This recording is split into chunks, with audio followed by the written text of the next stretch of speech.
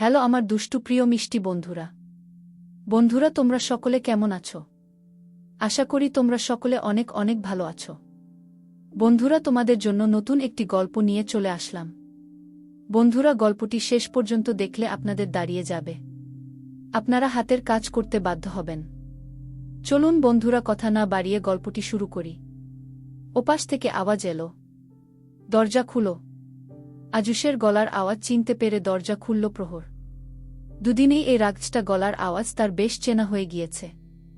দরজা খুলতেই আজুশ ভিতরে প্রবেশ করল।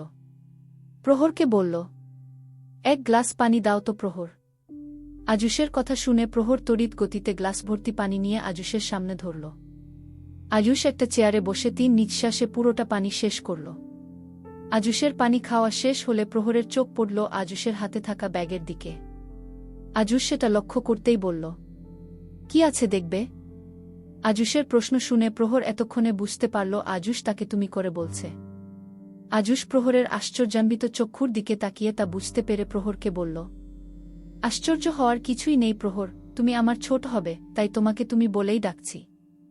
আজুশের কথা বুঝতে পেরে প্রহর মাথা নাড়াল, কিন্তু তাও ওর মনে খুশি যেন উথালপাথাল করছে। আজুশ ওকে তুমি করে ডেকেছে ভাবতেই ভালো লাগছে। আচ্ছা, শুধুমাত্র কারো মুখ থেকে তুমি ডাক শুনলেই কি এত ভালো লাগে, নাকি প্রহরেরই এমন হচ্ছে শুধু? কি জানি, প্রহর শুধু জানে এই মানুষটার মুখ থেকে তুমি ডাক শুনে তার ভাল লাগছে। কিন্তু তার ভাবনাটা বেশিক্ষণ স্থায়ী হল না। আজুশ তাকে আবার ডাকল, বলল, ব্যাগে কি আছে দেখবে নাকি প্রহর? প্রহর কৌতূহলী হয়ে হ্যাঁ বলা মাত্রই আজুশ ব্যাগটা খুলল। সে ব্যাগের ভিতর থেকে বের করল 1 কেজি আলু, 1 কেজি টমেটো, 1 কেজি কালো বেগুন, 1 কেজি করে রসুন, পেঁয়াজ, আদা, 5 কেজির মতো চাল, 3 কেজি ডাল, 4টা ছোট ছোট পাত্রে মরিচ গুঁড়ো, হলুদ গুঁড়ো, জিরা গুঁড়ো, ধনিয়া গুঁড়ো, 2 কেজি লবণ, 5 কেজি সয়াবিন তেল, 2 কেজি সরিষার তেল, সাথে 2 হালি ডিম ছিল। আজুশ তা খুব সন্তর্পণে ব্যাগ থেকে নামাল। একসাথে এতগুলো বাজার দেখে প্রহর বুঝতে পারল সত্যি সত্যিই তার সংসার শুরু হতে যাচ্ছে। এখন থেকে তাকেও পাক্কা গৃহিণী হতে হবে। সবকিছু খুলে রাখার পর আজুশ সব একে একে কিচেনে নিয়ে গেল। প্রহর ও তার সাথে হাত মিলিয়ে সব ঠিকঠাক জায়গা রাখতে সাহায্য করল। সব গুছিয়ে রাখার পর প্রহর আজুশকে বলল, একটা কথা জিজ্ঞেস করি? করো। আপনি সারারাত কোথা ছিলেন? আজুশ প্রহরের দিকে ভ্রু কুঁচকে তাকাল। আজুশের চাহনি দেখে প্রহর ভাবল আজুশ হয়তো তাকে আবার কথা শোনাবে, কিন্তু তার কিছুই হল না। আজুশ ভ্রু কুঁচকে রেখেই বলল, বাব্বাহ, এখনই পাকা গিন্নিগিরি শুরু করা দিয়েছ, বাকি দিন তো পরে আছে গু। প্রহর থতমত খেয়ে বলল, না মানে একটা মানুষ সারারাত বাড়ি ফেরেনি, চিন্তা হওয়ারই কথা। আমারও খুব চিন্তা হচ্ছিল। আজুশ প্রহরের দিকে কিছুক্ষণ তাকিয়ে রইল, তারপর বলল, জানো কত বছর পরে আমার জন্য কেউ চিন্তা করল?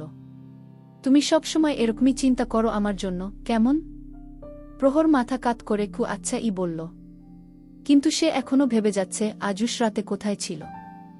একটু বাদেই আজুশ তার কাপড় চোপড় নিয়ে ওয়াশরুমে ঢুকে গেল। আজুশ ঢোকার 1 সেকেন্ডের মধ্যেই ওয়াশরুমের দরজা খোলার আওয়াজ হল।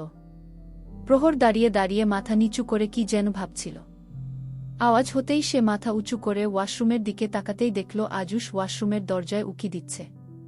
প্রহর কিছু জিজ্ঞেস করতেই যাবে তখনই আজুশ বলে উঠল, চিন্তা করার কোনো প্রয়োজন নেই ম্যাডাম, আমি একটা কাজে গিয়েছিলাম, আমার কোনো মেয়েবন্ধু নেই বলেই দরজা বন্ধ করে দিল। আজুশের কথা শুনে প্রহর খানিকটা থতমত খেল। লোকটা কিভাবে বুঝল আমি এই কথাটাই ভাবছি? পরক্ষণেই নিজের ভাবনার জন্য নিজেকে ধিক্কার দিতে গিয়েই প্রহর ভাবল এমন কিছু ভাবাটাও অমূলক নয়। এদিকে আজুশ একবারে গোসল দিয়ে তবেই বের হল। ওদিকে প্রহর ততক্ষণে তাদের কিনে আনা স্টোভে ভাত বসিয়ে দিয়েছে। একসময় অনেক দিন মেসে থেকেছিল প্রহর। মেসে থাকাকালীন সময়ে বুয়া না রেখে তারা কয়েকজন রুমমেট মিলে নিজেদের মধ্যেই কাজ ভাগাভাগি করে নিত। ওই সময় প্রহরের অনেক কাজ শিখা হয়ে গিয়েছে। আজুশ গোসল শেষে রুমে এসে দেখল প্রহর নেই। প্রহরকে খুঁজতে খুঁজতে রান্নাঘরের দিকে গিয়ে দেখল প্রহর রান্নাঘরেই আছে। প্রহর স্টোভে ভাত বসিয়েছে দেখে আজুশ প্রহরকে হালকা করে ধমক দিয়ে বলল, তোমায় রান্নাঘরে এসে রাঁধুনি সাজতে কে বলেছে শুনি? কেউ বলেনি আমায়। সকাল থেকে পেটে কিছু পড়েনি। আপনিও হয়তো কিছু খাননি। তো খেতে হবে না? তো এই জন্য রান্না করতে হবে, বাইরে থেকে এনে খেতে পারতাম গু। আজুশের কথা শুনে প্রহর বলল, বাহিরের খাবার প্রতিদিন খেলে পেট খারাপ হবে। আমি বাবা পেট খারাপ নিয়ে বসে থাকতে পারব না। বারবার ওয়াশরুমে আসা যাওয়া করতে পারব না। তবে আপনার যদি বাইরের খাবার খেয়ে বারবার ওয়াশরুম ভ্রমণে যেতে ইচ্ছে হয়, আপনি বাইরের খাবার খেতে পারেন গু। প্রহরের কথা শুনে আজুশ ভ্রু নাচাতে নাচাতে বলল, তোমার এই ওয়াশরুম ভ্রমণে আমি একা যাব কেন? গেলে তোমাকেও সাথে নিয়ে যাব গু। আপনার সাথে ওই খাইচুইরা ওয়াশরুম ভ্রমণে যেতে আমার বয়েই গেছে। মুখ ভেঙচিয়ে বলল প্রহর। প্রহরের কথা শুনে আজুশ কপাল কুঁচকে বলল, হোয়াট রাবিশ ও ম্যান, এখন এইমাত্র কি ল্যাঙ্গুয়েজ ইউজ করলে তুমি? What is খাইচুইরা? আজুশের প্রথম কথা শুনে মন খারাপ করলে শেষোক্ত কথাটা শুনে প্রহর হেসে ফেলল। আজুশ প্রহরের হাসি দেখে আবার বলল, রাবিশ? কোনো হাসির কথা বলেছি আমি? এই মিস্টার, আপনি এত রাবিশ রাবিশ করেন কেন? অবশ্য তাতে আমার ভালোই লাগে। রাবড়ি পায়েসের মতো লাগে গু। প্রহর এভাবে কথা বলছে দেখে আজুশ অবাক হয়ে গেল। সে তো মেয়েটাকে শান্ত ভেবেছিল, কিন্তু এখন তো হিতে বিপরীত বেরোচ্ছে। তবে মেয়েটা এইভাবে নিজের আনন্দ খুঁজে নিচ্ছে, হাসছে, তা দেখতে মন্দ লাগছে না আয়ুষের। আজুশ প্রহরকে রান্নাঘর থেকে সরে যেতে বললে প্রহর মানা করে দিল। বলল, রান্নাবান্না মেয়েদের কাজ। কিন্তু আজুশ ও ছাড় দেয়ার পাত্র নয়।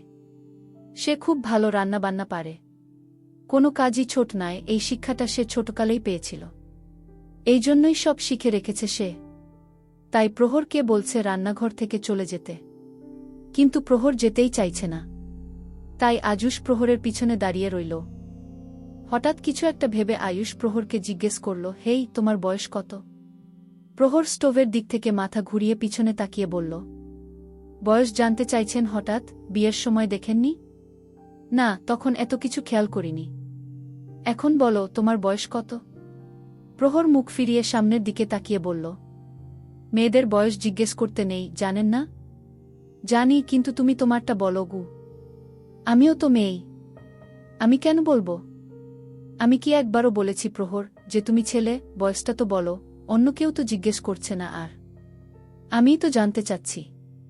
প্রহর অন্যদিকে তাকিয়েই আজুশকে বলল, আপনাকে বলবো কেন? আপনি কে? প্রহরের কথা শুনে আজুশ প্রহরের কাঁধ ধরে নিজের দিকে প্রহরকে ঘুরিয়ে একটা আঙুল দিয়ে প্রহরের নাকের ডগা আলতো করে ছুঁয়ে বলল, আমাকে বলবে, কারণ আমি তোমার স্বামী গু। আজুশের কথা শুনে প্রহর খানিকটা লাজুক হয়ে বলল, আমার বয়স 1-8 বছর। মুহূর্তেই আজুশের কণ্ঠস্বর পাল্টে গেল। সে প্রহরকে ধমক দিয়ে বলে উঠল, বাচ্চা মেয়ে, এতটুকু বয়সে এসেছে রান্না বান্না করতে? যাও, পড়তে বসো গিয়ে। এক্ষুনি যাও। প্রহর আজুশের সামনে একটু এগিয়ে বলল, আমাকে আপনার কোনো দিক দিয়ে বাচ্চা মনে হয়? চলনে নাকি বলনে? বাংলাদেশে 1-8 বছরের নিচে সবাই শিশু। আর আমি শিশুর খাতা পেরিয়ে এসেছি। এখন আমি কি? তুমি? কিছু না। এখন আপনি যাবেন নাকি আমি চামচ গরম করে আপনার পিঠে লাগাবো? আচ্ছা আচ্ছা, যাচ্ছি বলেই রুমে চলে গেল আজুশ। অন্য কেউ হলে এতক্ষণে তার মেজাজ তুঙ্গে উঠে যেত। কিন্তু আশ্চর্য, এই মেয়েটার সাথে তার রুড ব্যবহার করতে মন চাচ্ছে না। এই যে এখন প্রহর তাকে রান্নাঘর থেকে ফিরিয়ে দিল, তার মোটেও খারাপ লাগছে না। মেয়েটার সামনে পরাজয় স্বীকার করতে তার কেমন যেন ভালোই লাগছে। এই সে লাজকন্যা, এই ভীতু, এই উডনচণ্ডী, এই আবার পাক্কা গিন্নি, এক মেয়ের কত রূপ, একেবারে পাঁচমিশালি মেয়েটা। ভাবতে ভাবতে মুচকি হাসতে লাগল আয়ুষ। পরক্ষণে তার সম্বিত ফিরতেই অবাক হল আজুশ। আশ্চর্য, এই মেয়েটার কথা এত ভাবছে কেন সে? আর অন্যদিকে প্রহর ভাবছে, লোকটা এমন কেন? সবসময় হাসি মুখে থাকলে কি এমন হয়?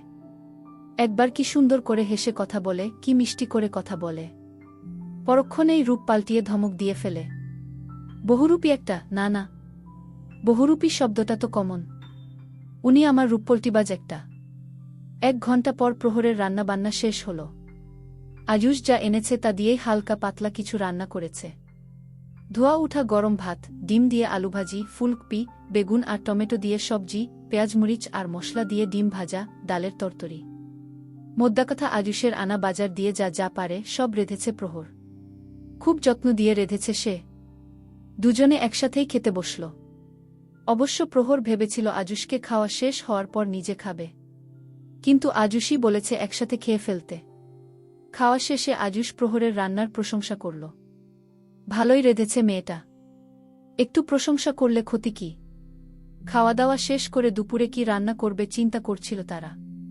তক্ষুনি বাসার কলিংবেল বাজল। কে যেন এসেছে।